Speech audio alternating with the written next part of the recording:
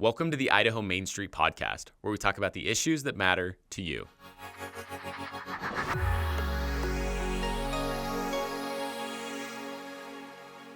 Welcome back to the Idaho Main Street Podcast. We are here starting episode 1 of season 3, which we are super excited about. We've been gone for a little bit, though. Yeah, it's been a bit. And we're back. We're back with a new studio, all decorated up, remodeled. And we're here with a friend of the podcast, Representative Chenele Dixon.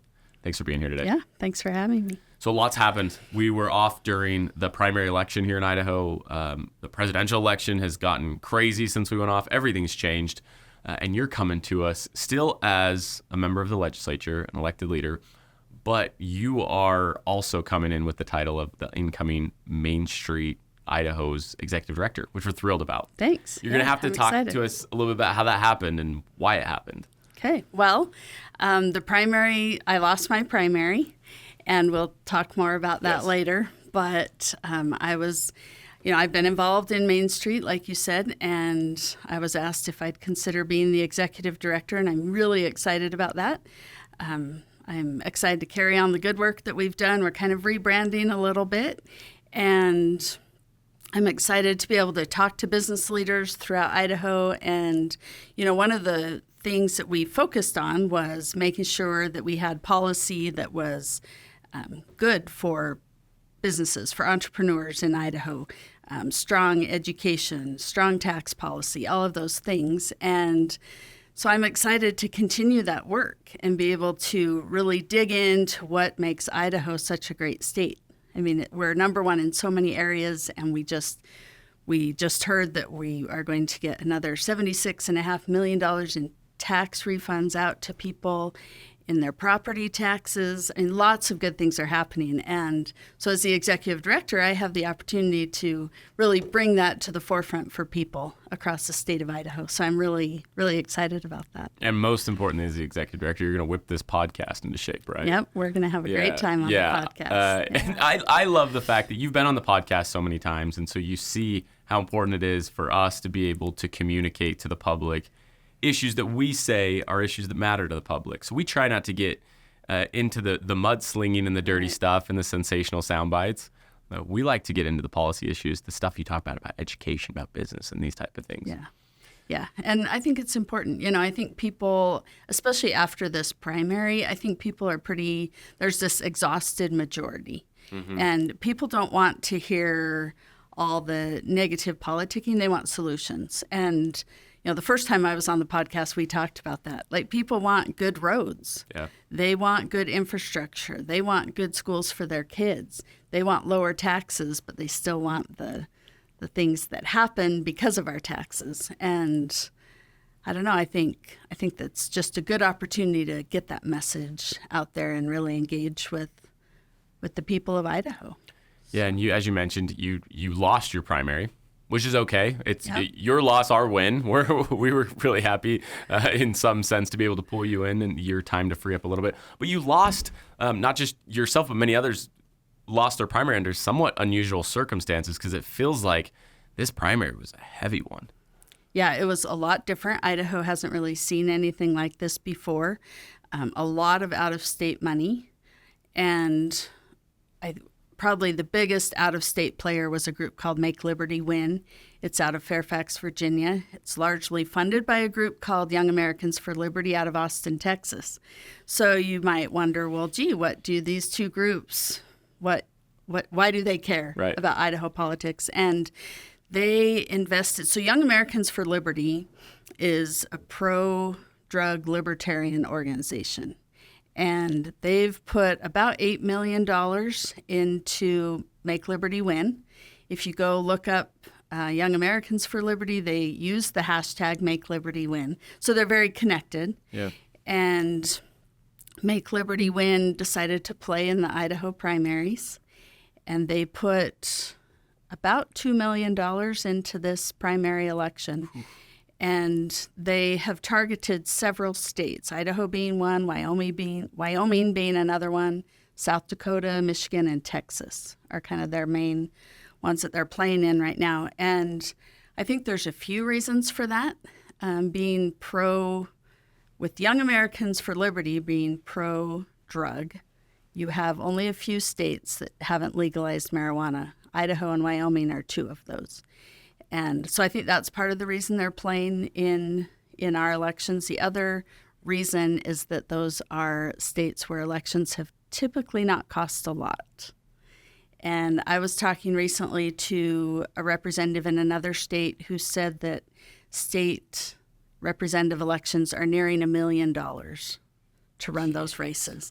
And here, I mean, you spend $50,000, that's quite a bit of money. And so the bang for the buck for young Americans for Liberty or Make Liberty Win is really, they get a lot out of their investment in Idaho or in Wyoming. I talked to somebody in Wyoming, and they said that their elections have typically been, $6,000 to $10,000. And so you put, I think, last I heard they had put about $375,000 into the primary election in Wyoming. But that's going to go pretty far when candidates are only spending maybe $10,000 on their election. And so it's really changing the way elections are happening.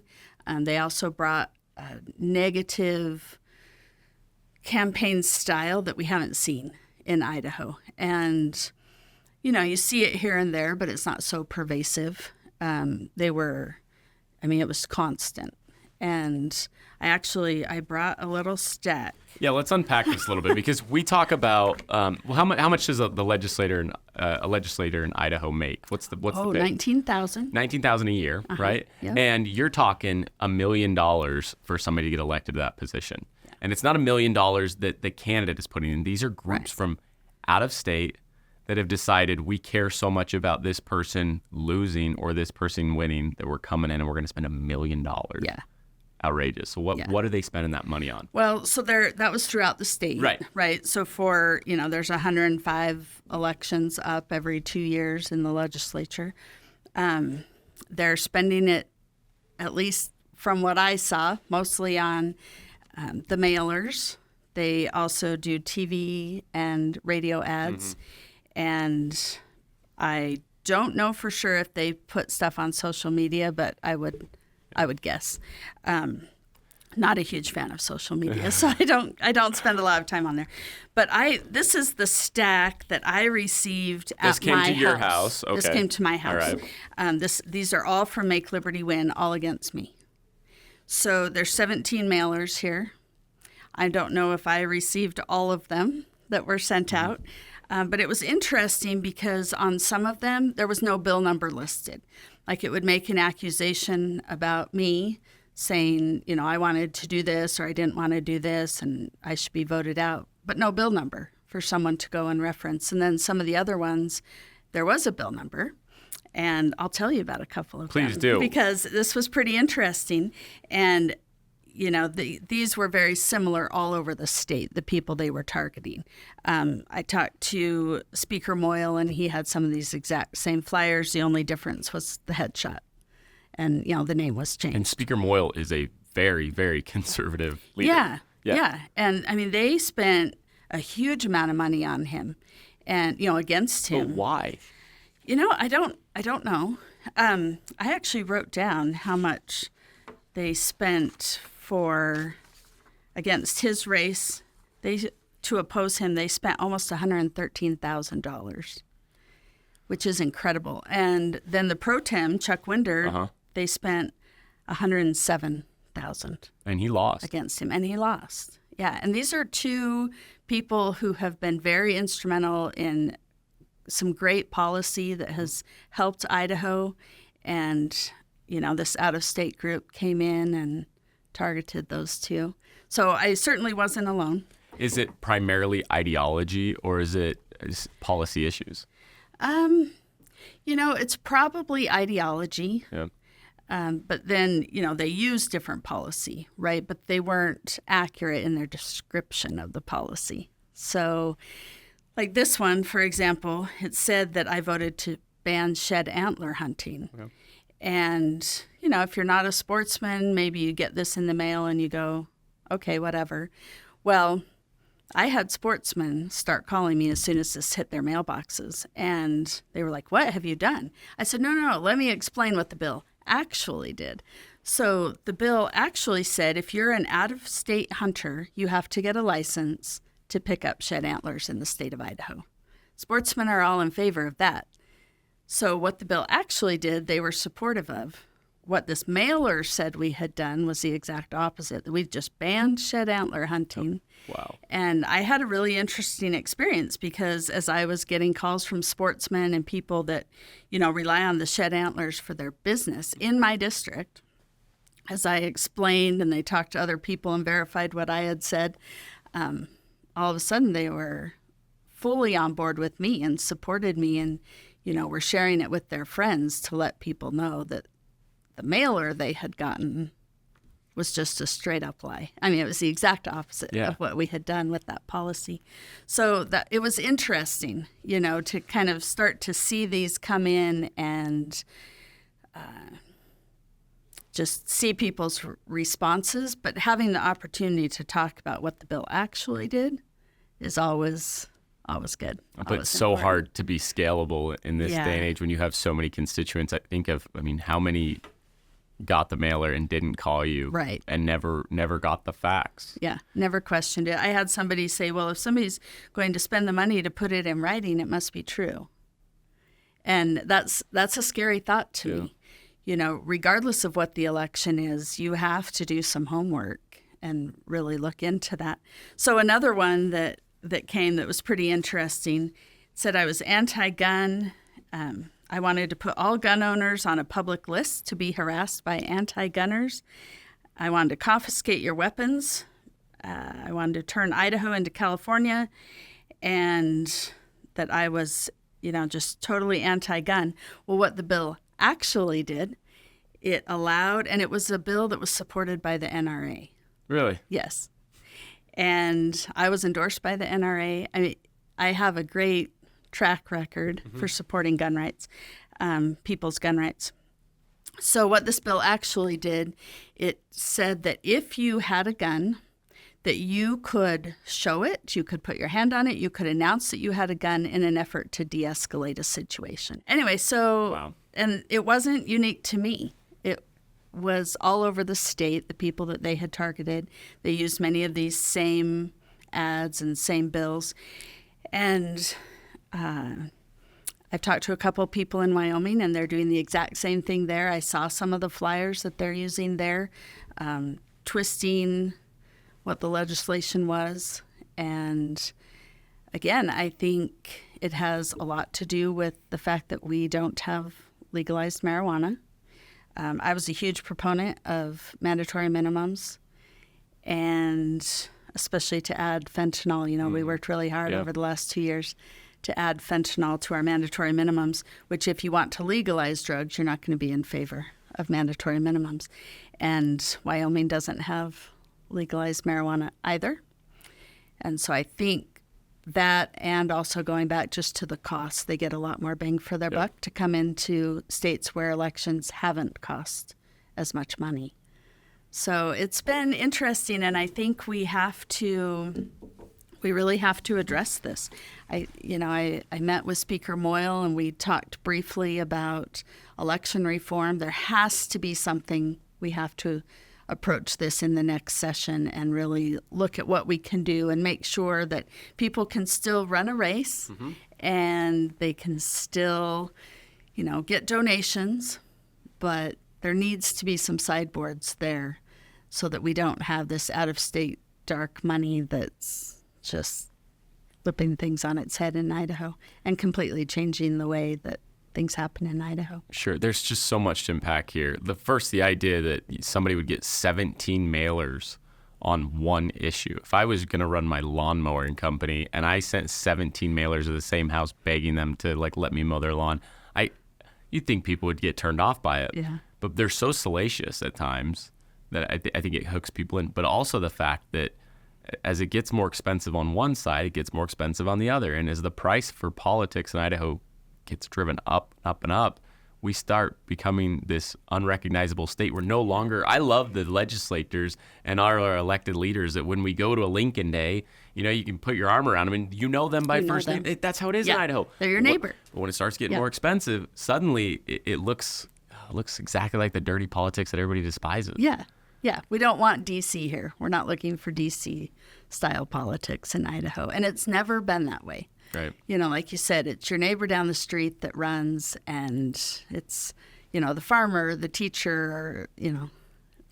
But it feels like in these campaigns that if you've ever been in an argument where just the loudest person wins, not the smartest, not the most accurate, that's what these mailers throughout the state. And first of all, I love the name of Make Liberty Win and Young Americans for Liberty. Like, those are good things. You hear it and you kind of, young Americans should be for liberty and liberty should win. And these are things we hold true. But like the loudest voices, just sending the most mailers, spending the most money, saying the craziest thing, if that's what's going to have an impact in Idaho politics, then where do we go? Right. Well, and I think it discourages people. At the end of the day, it's going to discourage people from participating, from running. And not only the people that might be thinking about running for office, but I think it discourages voter participation too. I mean, I talked to some people who are like, oh, this is so gross. Yeah. I'm getting so much negative mail in my mailbox. I don't really want anything to do with it, which isn't what, we want people to participate. We don't want people to back off because they're disgusted and it's gross, which it is gross, but we don't want people to disengage. And again, I think it goes back to that exhausted majority, right? They don't like that. They just want good policy. They want a place where their family can grow and they can provide for their family and they know they can drive on the roads and have good schools. I mean, it's just, I don't know. It's not Idaho. Well, and it seems like, correct me if you think I'm wrong, but it seems like the opportunity cost for engagement gets higher in these situations. So before it was, I support the Second Amendment or I don't support guns. And then it's pretty simple for somebody to work through that policy and work through that ideology and come down to it. But now you're having people say, look, I support the Second Amendment. I'm being told one thing about this candidate. I'm being told another thing about her as well. And now you're exactly right. When they don't know what truth is, it takes quite a bit. They got to get on the phone with you. If they can't get on the phone with you, they got to go read a bill, which who's out reading bills, right? Yeah. And then you're right, they disengage and voter turnout decreases. And it's not great now. It's not great right now. Yeah. When you have, 28% of the voters, Republican voters, show up in the Republican primary, that's not a great representation of the state of Idaho. And when someone gets elected, they don't just represent those 28%. They represent all of their constituents. And so, you find yourself in this interesting situation when you have low voter turnout, but yet you represent everyone, whether they showed up to vote or not. And sometimes that's not what happens. Yeah. I've had a lot of conversations with friends recently who approached me and kind of with their hands up in the air said, how do we get stuck with these people, referring to some elected leaders? And I take them right back to primary election turnout, right? Yeah. It's like, well, when this number of people votes, this number of people likes that person. Yeah. Then those two are getting on great. But when that's all the votes, you weed out a lot of good people in the process. And that's just systematic. There's nothing we can do about that. Yeah. And we have to get back to people caring a little bit more, not just being the couch complainers or the keyboard warriors, but actually engaging enough that they, one, turn out to vote, and two, that they can, in a civil way, have a conversation about what matters to them. And I think that's some of what we're seeing, too, is just that loss of civility. Yeah. And, when we look at these mailers, I mean, that's one instance of it. But just in our society right now, that idea of good governance is it's struggling. Yeah. It's kind of going by the wayside, whereas, many people are happy to just engage in this angry dialogue. And if you don't agree with me 100%, then you're wrong, or I don't want to talk to you. And it's not going to bode well for our country. It's as if we're quickly slipping towards this Machiavellian, like the ends justify the means, and as long as we can get the person that we think should be elected, or the person that we don't think should be in office out of office, and it doesn't matter how we get there. Right. But why is that such a problematic approach? Well, I think at the end of the day, it's just not long lasting, right? Because it's so inflammatory. And can we disagree? We can absolutely disagree. I'm sure you and I wouldn't agree 100% on everything. Right. But we have to be able to disagree better.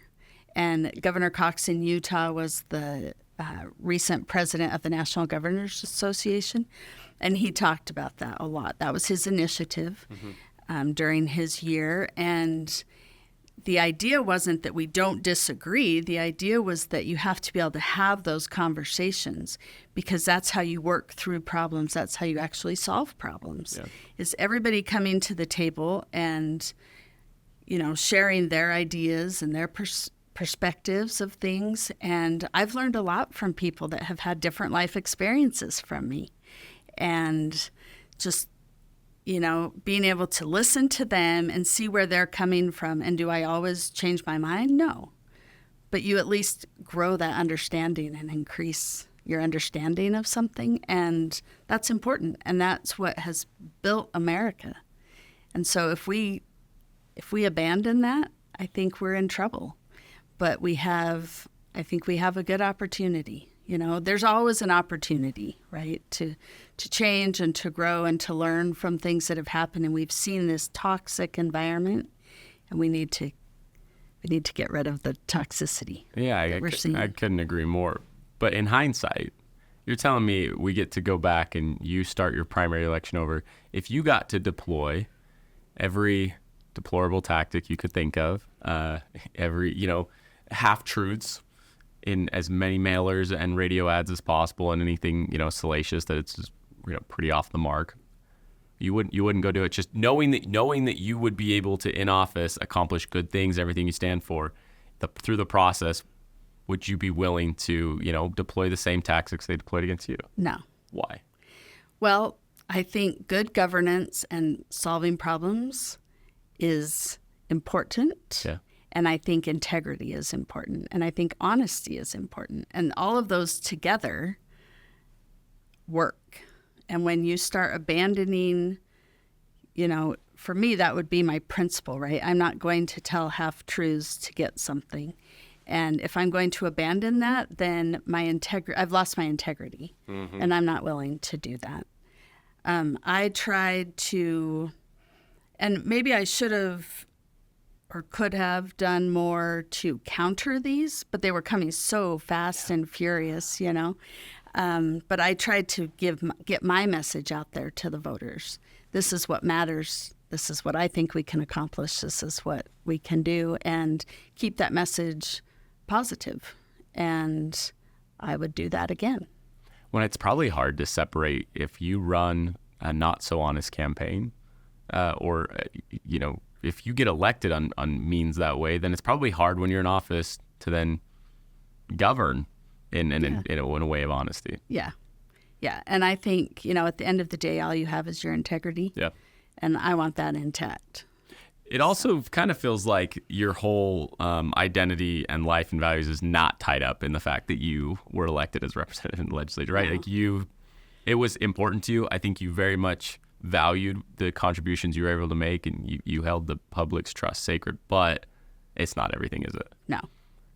But for some it is. For some it is. And, I've always been somebody that tried to solve problems, tried to be somebody that left wherever I was better than I found it. I learned that from my mom. And whether it was when I was in high school and I was our student body president, I tried to do that. In fact, recently I went back to my high school for a little visit. I was awarded the Hall of Fame. I was their nominee for the Hall of Fame. And so I went to go see the presentation, I guess. Anyway, when I was in high school, we were the Panthers, and we had, as a student council, we'd come up with an idea to put Panther paws going out to the football stadium, and they're still doing that. Really? Yeah. And so it was kind of fun, right? You see that you have this lasting impact on something, and that's little, but I've always tried to do that and just leave something better than how I found it. And so that was my goal with the legislature too. Do I wish I'd been there more than one term? Absolutely. but I'm going to continue to work for my community and do things that I think help to build the people around me. So I start getting concerned when I see, legislators like yourself, as you talk about, who come in with a problem-solving mentality, growth mindset, and are here to make a change, not to fill a seat. And it feels like politicians or elected leaders are punished for progress or punished for doing things. If you stayed quiet and voted no on everything, then you could probably justify voting no on most things. It probably would have made for an easier campaign season. And does that worry you as well, or am I the only one that's got this irrational thought that those who are actually doing the job we sent them to do are making themselves very vulnerable to political attacks? Yeah, that's absolutely true. And being a problem solver isn't always popular because it's not bumper sticker politics. Yes. Right? Solving a problem, good legislation doesn't fit onto a bumper sticker. And when someone can just put something out there on a bumper sticker, that makes it a lot easier. Yeah. Right? They're just out there, I voted no, whatever, without the nuances. And I think we have, we're in an odd spot right now where people need to be able to understand. Somehow we have to educate people as to what the bills actually are and the nuances of them, and help them see that these short little bursts, or the bumper sticker politics, sound bites, that's not what works. That's not what makes Idaho the great state that it is. There's a lot of time and effort and thought and negotiation put into good policy. And we have to circle back to this idea that it is easier now to become informed in theory than ever in the history of politics, and you have more access to resources than you ever have. But engagement is not following the trend of information, and it's because, to this point, there's so much out there and so much noise and so much inaccuracy that I think people are just, instead of saying, oh, now I'm curious because I heard this half-truth, instead they're saying, I know Chenele, and then this doesn't make sense, so I'm just gonna walk away and not engage. Yeah, and I think we have a lot of noise, like you said, but I was an English teacher, right? And one of the things you always teach students is to go to the primary source. Mm-hmm. So whether that's the actual legislator or the actual piece of legislation, it's much better to go to the primary source than to just take that snippet that you hear or the snippet that comes into your mail. The primary source is going to be the best source. That's great advice. Congressman Simpson would often say that, the thing that he recognizes as a challenge in this day and age is people don't know whether or not they can trust their news. And gone is the Walter Cronkite that we can, that is the steady, sure, what he says is probably true and we'll run with it. And now it's wild that, I haven't looked at the statistics lately, but most people are not getting their news from the same sources, and they're finding confirmation bias and echo chambers, and they're saying, I'm going to go to the place that what I read is going to make me feel the most comfortable. Right. Oh, that scares me. Well, and then you have the algorithm, right? Oh, you're making this worse. You have the algorithms that say, oh, you go to this, okay, we'll feed you more of that. Yeah. So it does feed into that idea that, or, whatever you see is going to make you feel better about the idea you already have, rather than maybe challenging the idea. So how do we fix this? What can we do? Especially when we look at, where do we go for truth? How's that for philosophical, waxing philosophical over here? But what would you recommend when you point out primary sources, but to those out there who feel like there's a lot of noise and they don't know where to go and make sense of it, what can we do? Well, it is good to learn how to read a bill. Yeah. It is good. Coming from the English teacher. Yeah. Yeah. It's good to know how to read that bill. Yeah. And take a little time. Do you need to read all 600 bills if you're not a legislator? Probably not. Mm-hmm. If you are, you for sure should be reading all of the bills and not just thinking, how's this going to look? Yeah. If I take this vote, what's it going to look like on a bumper sticker?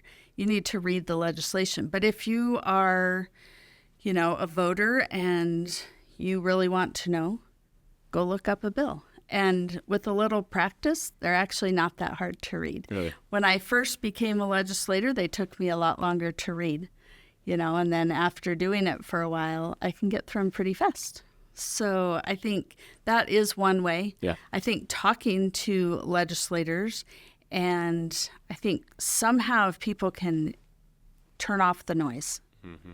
It's so loud and it's so constant, but we have to learn to do that. And it is hard to know what you're hearing, if it's true or not true or partly true. Yeah. And so I like the advice, learn to read a bill, get practice with it. I think that's something we can all take. I have found it's helpful when seeking objectivity of who are people that I know and trust that have not let me down in the past, and that can look at something and say, well, this is the facts of it. This is where I'm at on it. This is where somebody else is on it.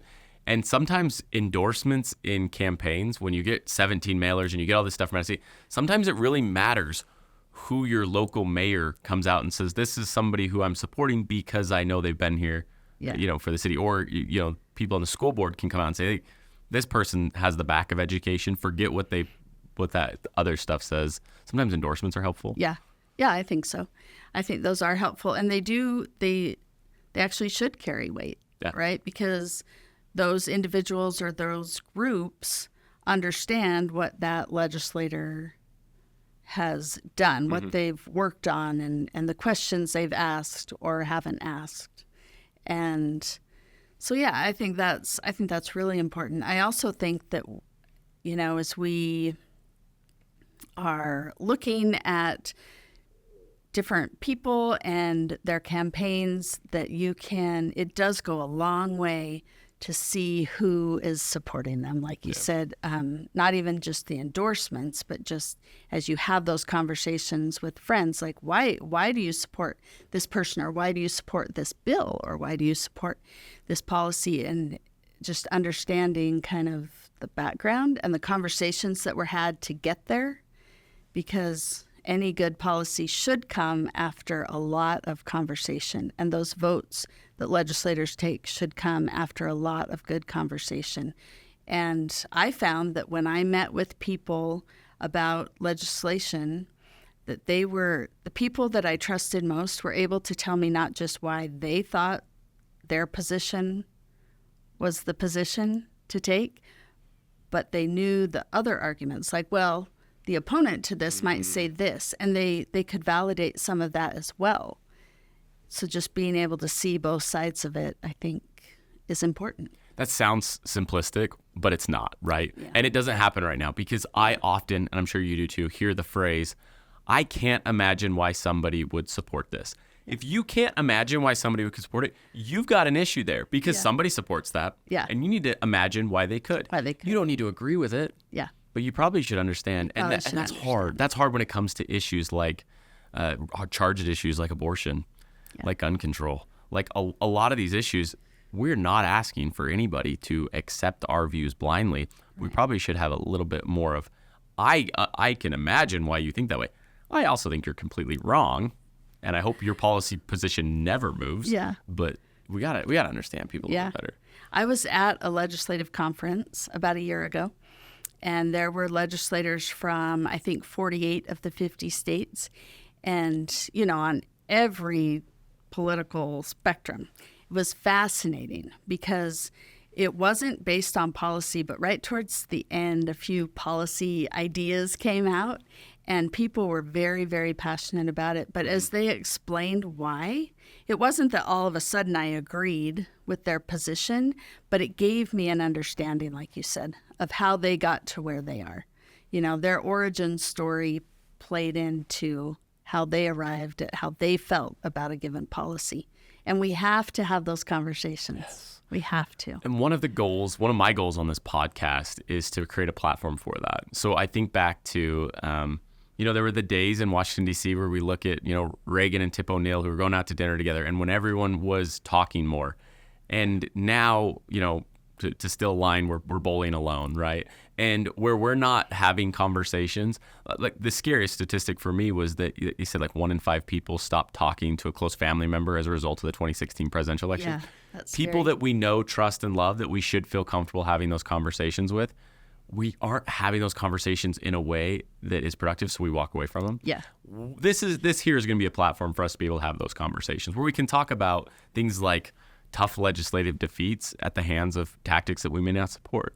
We can talk about lots of issues and interview people. That's those type of conversations, difficult conversations, crucial conversations are ones that I hope that happen here. Yeah, I hope so. And that's one of the things I'm looking forward to as the executive director of Main Street is just being able to really help that dialogue come back, and help people see how things work in different areas that they may not be involved in, and just increase that communication all the way around. So hopefully we can do that. Hopefully we can. I'm going to be on my best behavior and try. So we spent a lot of time today talking, to the public, to voters about all this. As you near kind of wrapping up in the next few months or so of your time as elected leader, you've got a unique position where you go from, educator, part-time legislator, you back to, being quasi-involved in the public service, but also, private scene. What goes through your mind as should be of a priority to elected leaders right now as they gear up and they start doing their homework for an upcoming legislative session? If you were going back and returning, what would be the homework you'd be doing right now? Well, I'd probably be looking some more at our tax policy, especially as we see inflation. I mean, things are difficult right now for people, right? And so anything that we can do, I think we need to continue supporting our public education. That's important, and our infrastructure. And then keeping Idaho, it's a great place for small businesses, and we need to keep it that way because people move here because it's such a family-friendly, business-friendly state, and we need to make sure that our policies continue to reflect that and encourage that. Yeah. So. We talk a little bit about budgets, about revenue, things like that. What would the legislature look like if all the elected leaders just didn't do the homework and vote for things that actually spend tax dollars? If they said, we'll return it all to the citizens, and this seems like a lot of work, so we're not going to do any budgets. Some of these groups kind of have that mentality where if you've supported any kind of public funding, they want you gone. Yeah. And it just doesn't work that way, right? And we have to, we have a pretty good tax structure here in Idaho, and we rank pretty well as far as our low taxes. We have a flat rate for income tax, 5.8%. That's pretty good. We've seen a lot of reduction in property tax, but we still need some spending at the government level. And the one mandate that the legislature has is to pass a budget. Yeah. And it does need to be a balanced budget, which we do. But we have to spend those things. I'm pretty sure we don't want to go back to having dirt roads, right? We want roads that work, that we can drive on. We want bridges to be able to get across the canyon. Mm-hmm. And, in the Magic Valley, we have a bridge that's aging. We're going to need a third crossing there, but that takes some money. Yeah. And I think the wise use of those taxpayer dollars is critical, but we still do need to spend some money. Yeah. So you mentioned the issues that you think the legislature should prioritize in the upcoming session. Looking into your crystal ball, what do you predict are the issues that most definitely will come forward? Whether or not they should be prioritized, they're coming. Well, there's a few that I think are coming. You can kind of see trends across the country, right? Yeah. And so I think we'll probably see something with school vouchers. Back to the school choice type. Mm-hmm. Yeah, all right. Yep. And, we do have great school choice here. We're ranked number 3 in the country for school choice, but right now we don't spend taxpayer dollars to go to private schools. But we'll see that this legislative session. I think we'll also see, I don't know. There's a number of things I think we'll I can tell there are things you don't want to see that you're worried that if you say it'll speak it into existence, and then we're going to be dealing with those issues that make national headlines. Of new law passed in Idaho related to insert wacky policy. Oh boy. Okay, so we've got the session coming up. What do you do before they, replace you? What do you got left? Well, I've tried to, still attend meetings Good. and listen to constituents. To me, transportation and our infrastructure there is really important. I go to a monthly meeting where we talk about that in the Magic Valley. The law and order, the rule of law, it's important to me. I sat on judiciary and rules. It's something that's really important to me. So I continue to reach out to law enforcement and, just hopefully I can still have some impact on some of what happens. And even though I won't be sitting on the floor taking a vote, just those conversations, I'll continue those conversations for sure. Yeah, and from now until then, you're right, you're not taking votes, but you still have extensive experience and expertise in some of these issues, particularly ones that you helped usher across. So maybe excited is not the right word, but how much do you look forward to seeing the impact of things you're involved in, much like the mandatory minimums on fentanyl? Well, I'm very hopeful that it has a positive impact. On Idaho, and it will be exciting to watch and see if it does. I think it will be a deterrent to the drug traffickers. It has been for other drugs, so I'm excited to see how that plays out. It'll take a couple years, and gathering some data to see how it really goes. But yeah, I think we're in for good times ahead with that and seeing a reduction in the fentanyl in Idaho. And then, we've done a lot to help our public schools and really give them, we raised teacher salaries. We've, put some good investments into the facilities, which are so needed to improve our school facilities. And again, that's going to take some time to see that play out. But I think it's going to be good. And this really is the time of year where we kind of have to pause and think of like two of the issues that tend to jeopardize, I think, most of Idaho policymakers' time. This is the time of year where we all recognize and care about it most. Number one being back to school. We think about our teachers. Yep. Think about these kids going back. Trusting our little kids in the hands of these administrators and these teachers and trusting that they're going to do the right thing in helping shape them the way they need to go. Our hearts go out to the teachers that are going back. Oh, yeah. And then obviously our farmers and ranchers. Yep. This is the time of year where they start, harvesting and feeding the world. And those are two things that are obviously, we talk about it a lot because we think it matters here in Idaho. Yep, it does matter. Ag really drives our economy throughout the state. Yep. And, they work hard. Our farmers work hard for us. And they contribute a lot, not just the food we eat, but they contribute a lot to our economy. And then education. Education is so important to me. And, we've done a lot of things. We have Launch, where we've provided this way for people to go on and really, it's a workforce development issue in the state of Idaho. And so I'm excited to see that work and that function in Idaho and see it continue. So we've got some big guests coming up on the podcast. We won't reveal any names. We won't say anything yet, but we've got some exciting people that policymakers and leaders throughout the state who have seen what we've done in the past in creating, hopefully, an open environment to share views and to speak about the issues that matter to Idahoans. What would you say to our listeners who may or may not want to keep listening as Season 3 rolls out? Oh, I think Season 3 will be the most exciting yet. So I think they're going to want to tune in. All right. Yeah, we have a good lineup, like you said. So. Well, I recommend we'll leave it that cliffhanger right there. Representative Chenele Dixon, thank you for your time. We welcome you to our team and look forward to all the good that's going to be happening. Thank you. I look forward to it. Thanks so much.